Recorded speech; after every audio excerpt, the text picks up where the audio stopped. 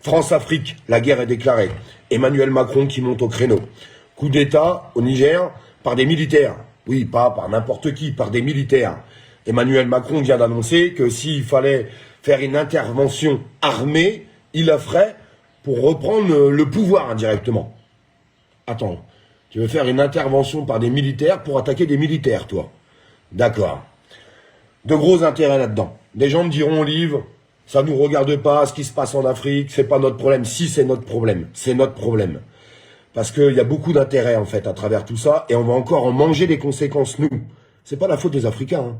Parce que les Africains, on va se dire la vérité, les amis. On arrête de se mentir. Des années et des années qu'on les dépouille. Pas nous, mais nos dirigeants. Nos dirigeants dépouillent l'Afrique depuis des années et des années. Bonsoir à tous, les amis. Désolé, je vous ai pas dit bonsoir. Merci pour tous les gens qui partagent ce live, puisqu'ils essayent de bloquer les choses comme d'habitude. Il faut pas parler des sujets qui fâchent.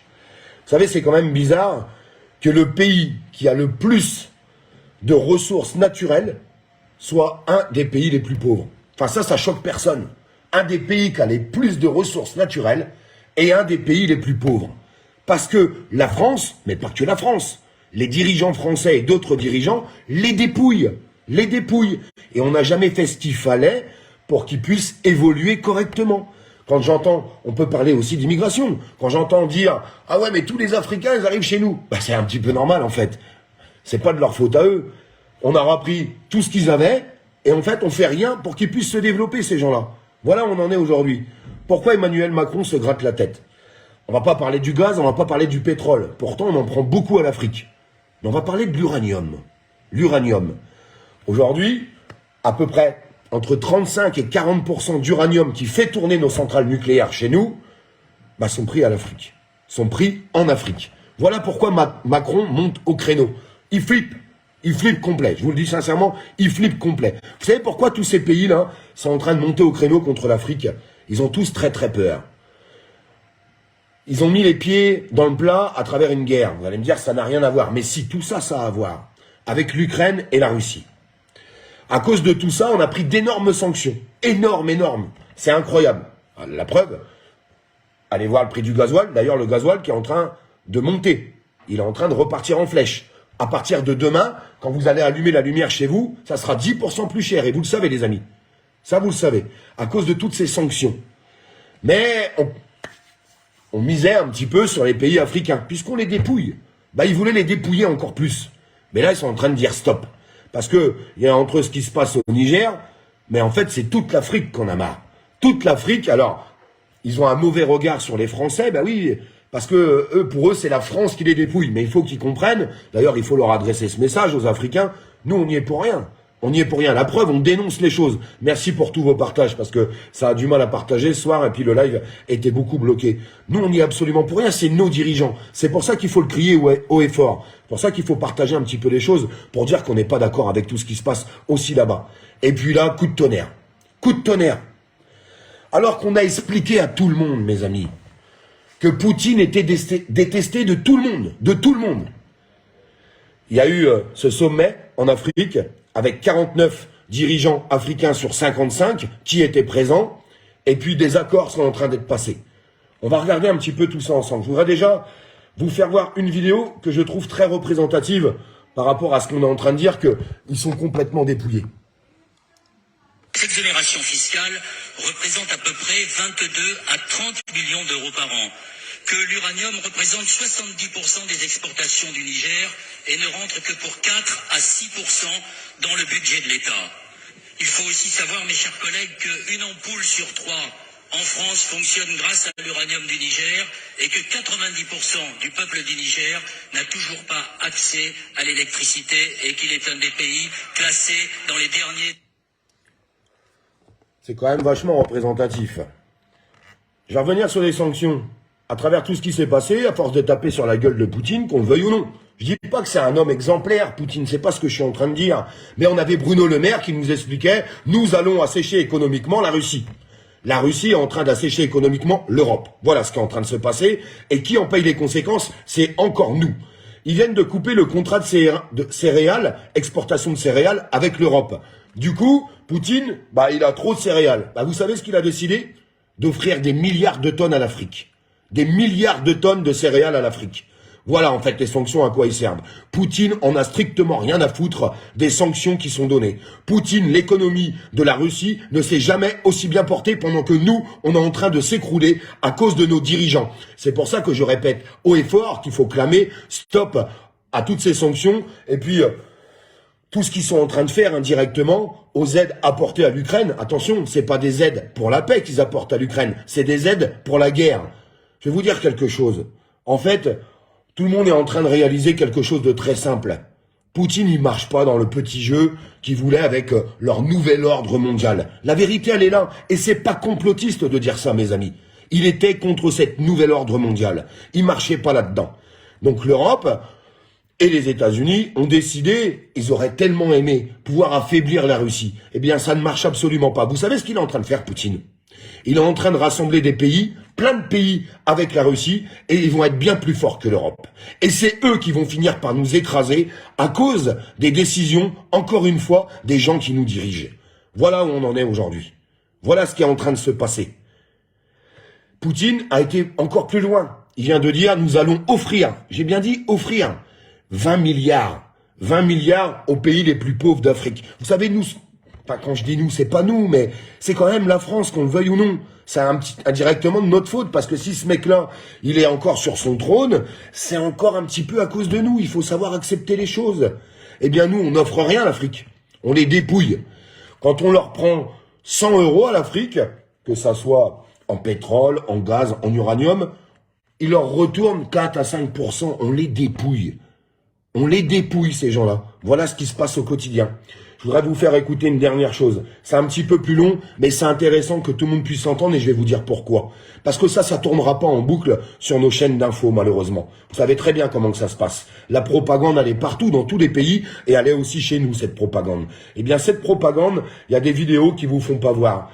Eh bien, regardez ce qui s'est passé au sommet en Afrique et avec le nouveau dirigeant du Niger. Parce que, sincèrement, je pense qu'il n'y a pas beaucoup de monde qui l'ont entendu et je compte sur vous pour appuyer sur ce petit bouton partage pour que ça puisse se répandre un petit peu et au moins, juste au moins, que les gens puissent entendre ce qui est en train de se passer. Puisque aujourd'hui, je vais vous dire sincèrement, tout l'équilibre mondial est complètement déstabilisé. Ils pensaient qu'ils étaient forts, ces gens-là. Ils pensaient qu'ils allaient écraser tout le monde, nos dirigeants à nous, les dirigeants de l'Europe et aussi les dirigeants des États-Unis. Et en fait, ça se passe pas comme ils voulaient. Mais ça se passe vraiment pas comme ils voulaient. Mais attention, mes amis, il faut se mettre en garde tous.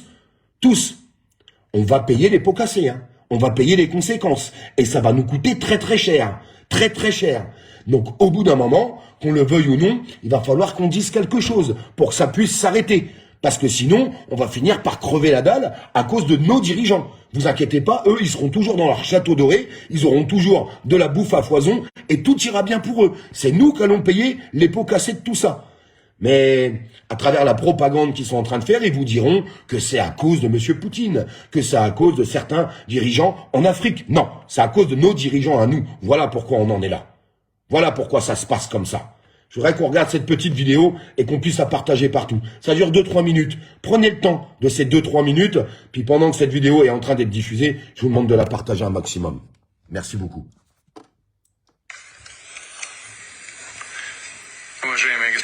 Cher Monsieur le Président, chers amis, avant tout, je tiens à vous exprimer ma gratitude d'avoir répondu à notre invitation et être venu ici pour participer aux travaux du deuxième sommet Russie-Afrique. Je pense que vous serez d'accord avec moi que cette rencontre a été utile, diverse. Chacun a pu exprimer son opinion, ses opinions étaient diverses.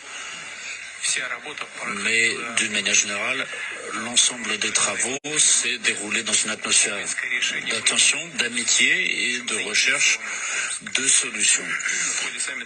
Au cours du sommet, nous avons parlé de diverses sortes d'aide et de coopération avec l'Afrique. Nous avons pu remettre les pendules à l'heure sur un certain nombre de points pour continuer à travailler ensemble. Les relations entre la Russie et le Burkina Faso revêtent un caractère amical, et nous avons fêté l'an dernier le 55e anniversaire de l'établissement de nos relations diplomatiques.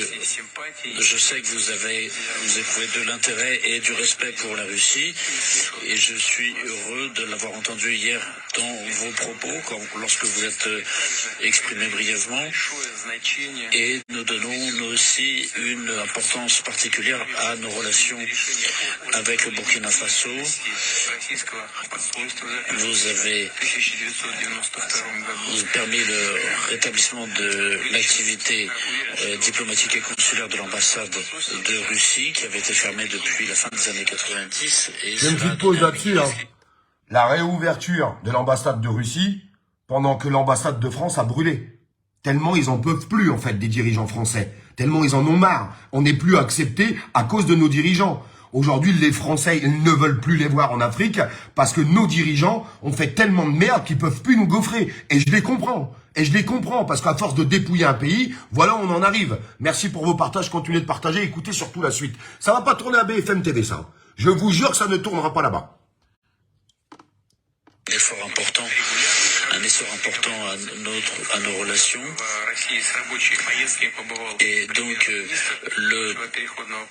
votre Premier ministre était venu en Russie et nos ministères de la Défense se sont entretenus.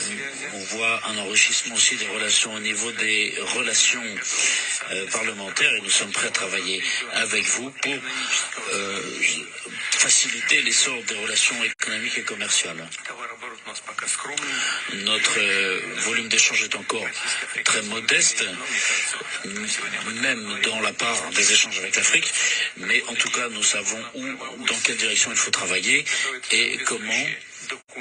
Donc des accords vont être signés en matière de sport, d'aviation civile, d'enseignement et de formation du personnel.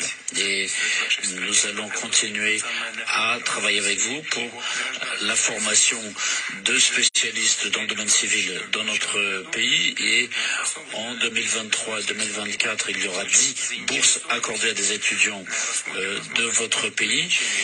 Et nous pouvons évidemment travailler à augmenter le nombre de ces bourses. Nous travaillons sur l'harmonisation de nos positions à l'international et notamment sur les plateformes de l'ONU et d'autres organisations internationales. Et notamment, nous allons apporter une aide humanitaire au sein du FAO et à hauteur de 10 millions de dollars. Et 2 millions iront justement au Burkina Faso. Cher Monsieur le Président, chers amis, nous sommes très heureux de vous accueillir ici en Russie et heureux de cette rencontre d'aujourd'hui. Je vous remercie. Ça paraît bien clair, on voit bien comment c'est en train de se passer. Je ne mettrai pas la suite de la vidéo parce qu'elle est bien plus longue. Il y a beaucoup d'Africains qui sont sur le live. Eh bien, je vous salue. Je vous salue. Et je voudrais vous passer un message. Je sais qu'il y a des Français qui sont en Afrique, mais il faut savoir quelque chose. Et je vous demande de partager ce live jusqu'en Afrique, parce que je sais que c'est possible. Je vous demande, s'il vous plaît, de l'envoyer en Afrique. Les ressortissants français qui sont en Afrique n'y sont pour rien. Il y a des gens qui ont décidé de vivre en Afrique parce qu'ils aiment ce pays. Ils n'y sont pour rien, c'est nos dirigeants. Nos dirigeants qui mènent tout ça. Mais les ressortissants français qui sont encore en Afrique n'y sont pour rien, et je veux que ce message soit entendu. Et la plupart des Français et la plupart des citoyens français n'ont strictement rien contre les Africains. C'est nos dirigeants qui vous dépouillent. C'est nos dirigeants qui vous maltraitent. C'est nos dirigeants qui vous prennent pour des abrutis. Nos dirigeants. Malheureusement, nous sommes aussi victimes de nos dirigeants aujourd'hui en France. Et il faut que ce message soit entendu. Parce qu'aujourd'hui, nos dirigeants nous ont fâchés avec la Russie, sont en train de nous fâcher avec l'Afrique, et sont en train de nous fâcher avec bien d'autres pays, alors que nous, on n'a strictement rien demandé. Nous, citoyens français, on veut juste travailler, être payés correctement du fruit de notre travail et vivre dignement dans notre pays. On en a ras-le-bol aussi de nos dirigeants. Strictement ras-le-bol. Alors que vous vous en preniez à nos dirigeants, que bien se fasse.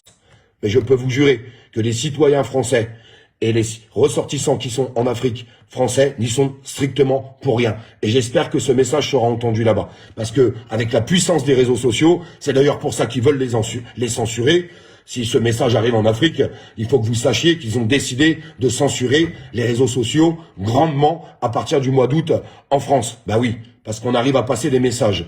Et les gens sont vraiment en train de se réveiller. Il y a vraiment un éveil dans ce pays, c'est incroyable, ça avance vitesse grand V. Leur petit plan, il ne fonctionne pas. Il y a plein de gens qui sont en train de comprendre de ce qui se passe et sincèrement, je m'en réjouis. Et je vous invite encore une fois à vous abonner à la page en masse. Abonnez-vous en masse. Plus on sera, plus on arrivera à dialoguer ensemble, à passer des informations et on arrivera à se regrouper. Tout ce qu'ils veulent pas. Eux, tout ce qu'ils veulent, c'est qu'on soit isolés, qu'on puisse regarder la propagande à la télévision, BFM, les chaînes d'infos qui sont contrôlées, on sait très bien par qui. Et c'est tout ce qu'ils veulent. Ils veulent surtout pas qu'on parle entre nous. Eh bien, je suis vraiment ravi qu'on puisse se rassembler à travers la page et qu'on arrive à passer des informations et qu'on arrive à dialoguer ensemble.